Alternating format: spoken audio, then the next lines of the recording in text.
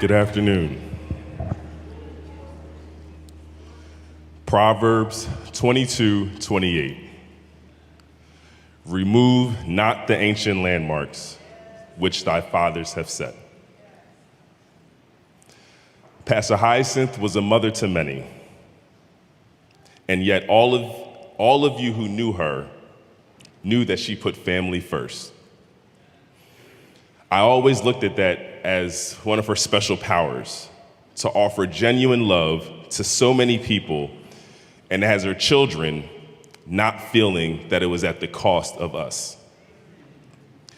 A place for everything. Mom was instructive. Most people recognize that my father has a heart of a teacher and a pastor by purpose. But Dad wasn't the only educator in our home. What made Mom's style so unique was her use of a smile. Even a hard lesson ended with a smile. She sealed conversations with a smile. It almost served as a handshake or a contract or a covenant between you. Now, if you were ever to receive a handshake from her, it felt like getting an award for completing something noteworthy. Because when she would say, "Put her there," it was acknowledging that you captured the insight that was part of the message or parable or whatever it was that she was communicating. The handshake was to let you know that she knew that you knew the meaning behind the meaning. The handshake wasn't offered for something elementary. It was reserved. Mom was the consummate encourager. I remember when I had an opportunity to play professionally, and Mom made a hearty breakfast for me and a friend, Nash, before our tryout. Mom and Dad prayed for us, and before we left the door, I remember looking at Nash and just sensing that that wasn't an experience he was accustomed to. Mom always felt like that parent that is teaching you to ride a bike and the training wheels are off and you feel that she's running with you, and she makes you aware that you accomplished the feat on your own. What's remarkable to me is that when I think back on that experience, the lasting image is looking at Nash walking out of our home and just seeing his face and fully understanding what he was processing. It was an expression that was communicating, you really have access to this genuine, nurturing, loving well of wisdom? Generally speaking, it is believed that wisdom comes through living or lived experiences. What I can tell you is that I don't know a version of my mother that wasn't wise. Her insightfulness was next level. There is a term about being wise beyond one's years. I know it applied to Mom. To me, the wisdom that she had was revelation. It was not given to her by fresh flesh and blood. An open letter from Samantha. Mom, a woman with many titles, such as Reverend, Doctor, Pastor, Mom, Momji, Aeolion, if you know, you know, and many more. With all these titles, she only had one spirit. A dynamic woman who loved her family and God like no other. She was kind, generous, loving, sophisticated, no nonsense, funny, with a radiant smile. There were so many sides to her, but with all the sides, it was easy to call you Mom. I will miss our long, short stories, not short, conversations, the incredible skills you had with a knife and fork while eating a chicken wing, And most of all, I'm going to miss you teaching and correcting your grandkids or adults. I see so many mannerisms in Savannah that you instilled in her. Now with science, we're going to be using a lot of the oil on a regular basis. Even though we had a short time together, I appreciate all the wisdom and love you poured into me. Our lives will forever be changed because of you. Most of us have heard the phrase, practice makes perfect. Hopefully, by now you know that that is a flawed statement. Have you ever observed someone practicing something incorrectly? Do you think that that would lead to perfection? Perfect practice makes perfect.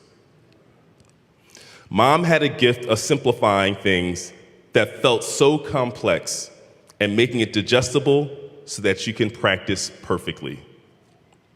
But practice you must. My mother did not hold people who use shortcuts in high esteem. She valued process. She took training seriously. In fact, if someone were to ask me to describe my mother and I was limited to one word, it would have to be thorough. Now, there are a few ways in which the word applies to my mother. Thorough is defined as complete with regard to every detail, not superficial or partial. Also, performed or written with great care or completeness. I think there are many of us here in person and joining us on a live stream that would agree that that definition embodies how my mother lived.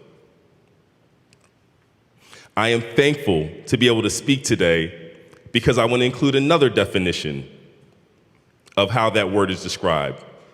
Growing up in Philadelphia and coming of age in the 90s, one word that was used on a regular basis to describe someone or something that was legitimate was thorough.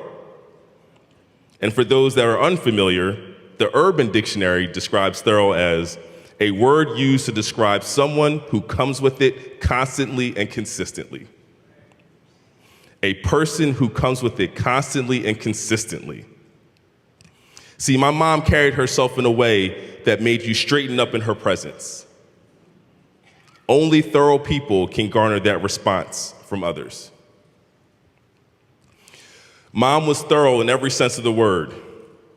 Not only did she satisfy the requirements of being complete with every detail, and also bringing it constantly and consistently. See, you can't be thorough if you haven't demonstrated detailed consistency. How does one become thorough? One way, remove not the ancient landmarks which thy fathers have set. You've heard remarks today from family and friends offering you insight into who Mom was. Since Mom's passing, I've been sharing photos every day to remember her. But it was also to remind me of the different ways in which she influenced my life. Mom was a teacher, a preacher, a mentor, a cheerleader, coach, worshiper, prayer warrior, friend, innovator, project manager, etiquette professor. Aubrey remembers fondly the Emily Post and Amy Vanderbilt etiquette books that she studied, because we all know by now, studying never stops. She was honorable. I am grateful to grow up in a home where my mother honored my father. Full stop.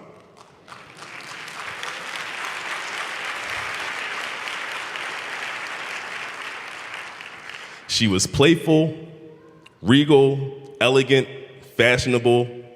She had a love for tea, classical music, decorum, and Caribbean humor. An allergy to chicken skin, bad manners, and shortcuts. She loved to call you with a quickie to only then make a long story short.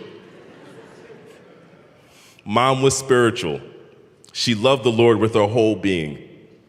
She was fearfully and wonderfully made and lived her life to glorify God. I guess in my mother's honor, I must ask the question, what would it take for you to be thorough?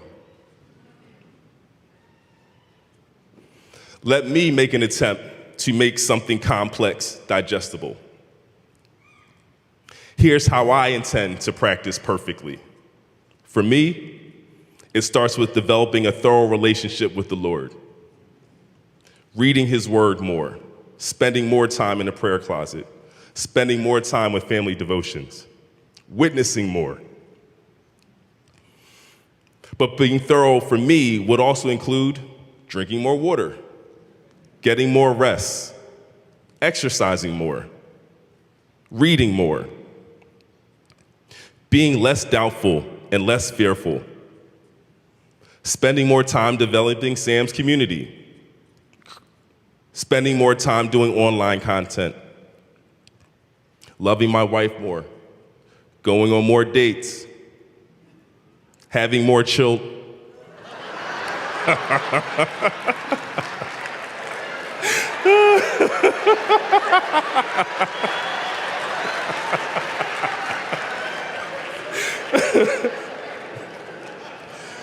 Being more dependable, more reliable, paying more attention to detail, bringing it constantly with consistency. Do you want to be thorough?